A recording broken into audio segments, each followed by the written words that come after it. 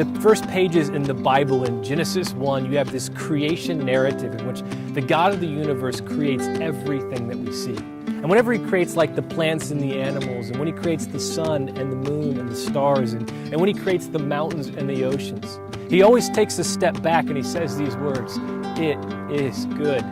And it's almost like his way, this perfect God's way of telling us how he's intrinsically wired and created everything that we see. That nothing was a mistake, that there is no flaw, that everything was right.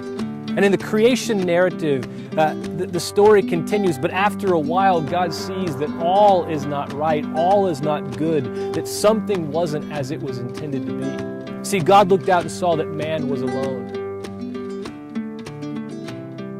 So the God of the universe takes action. And the scriptures talk about the fact that he creates another person for this man to be with so that they could share their lives together in the kind of community and the kind of relationship that God had and the kind of relationship that God intended them to be in. And see, this is incredibly important even from a theological perspective, because God is saying something about the fact that he is not going to tangibly meet all of our needs. And so this is incredibly important.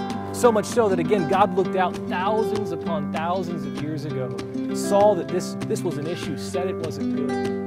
Yet today, this is still a prevalent issue. Do you know that there are more Americans than ever before on this earth? Yet Americans are amongst the loneliest people today, according to George Gallup's research. In fact, psychologists have actually branded a term called crowded loneliness. And what this is that we have the illusion of relationships. We have the illusion of community because in our lives we are constantly surrounded by people. We're constantly crowded by people. And see, this is not how God intended it to be. And because we have this illusion of connection, even things like social media, we are constantly surrounded by activity, by the illusion of being deeply connected with people. But the truth is, we aren't. And many of us get isolated, sad, and depressed. And God saw that this was an issue. But in Mark 3, Jesus paints the kind of solution that he had in mind. Because in Mark 3, Jesus is actually crowded in this house, surrounded with people.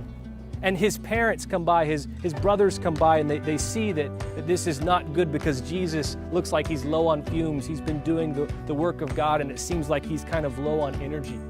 And so his brothers and his mom try to rescue Jesus. But the problem is they can't even get near Jesus because the doors are backed out with people. And so they pass this message along to Jesus. And when Jesus gets this message, he says something that's shocking, and it's profound. Because he looks at all the people around that are surrounded, crowded by him, and he says, "Are not all these people my mother and my brothers?" Now, this wasn't a crack at his family. Rather, it was a kind of picture, a kind of illustration of what he wanted the kingdom of God to be about. That when you become a Christian, you aren't just surrounded by people that are cause-oriented or group-oriented or like-minded. That you're not sort of crowded by people who have similar interests, but you are literally a part of the family of God. In fact, Jesus uses this rich verbiage when he talks about, us being connected to him, and he says that we are children of God, sons and daughters of God. We are heirs to God. And he's creating the kind of relationship that first and foremost we're to have with him and the kind of relationship we're to have with each other. It's breathtaking when you get it. This is what God had in mind. Just imagine what it'd be like to come to a place where people knew who you really were, where you could be your full self. Imagine what it'd be like to exhale and take off a mask that you've been wearing for so long. Imagine what it'd be like to be surrounded by people that really know what makes you tick. The doubts that you have, the family issues that you're working through, maybe the baggage that you carry. See, this is what God had in mind. It's the charge that you and I, it's the charge that the church is called to live out, to be a family connected, to share our lives together.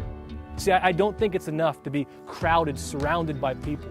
It's not enough just to have friends that are not connected to the church, that are not connected to God. It's not enough to be surrounded by people and even sit in a church. You are to be around people that keep you accountable, that spur you on towards love and good deeds, that push you to become more like Jesus. And this is what God had in mind. See, when God looks at our relationships, when he looks at the community that we have with each other and the community that we have with him, may he look at our lives and say those words that he uttered thousands upon thousands of years ago, that it is good.